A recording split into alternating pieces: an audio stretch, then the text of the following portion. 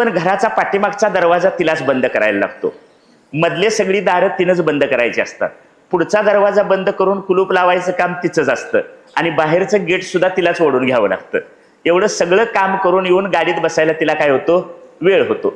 पण गाडीत अगोदर बसलेले सगळेजण म्हणत असतात, पोरं म्हणतात आई तुझ्यामुळे आम्हाला कुठं जायला मिळत नाही, आणि नवरा म्हणतो तुझं असं आहे म्हणून मी तुला कुठे घेऊन जाईत नाही. बरोबर. मग आई शेवटी येऊन बसते. 1 मिनिट बसणार तोपर्यंत तिला काहीतरी आठवणीत येतं आणि ती लगेच म्हणते 1 मिनिट थांबा आलो.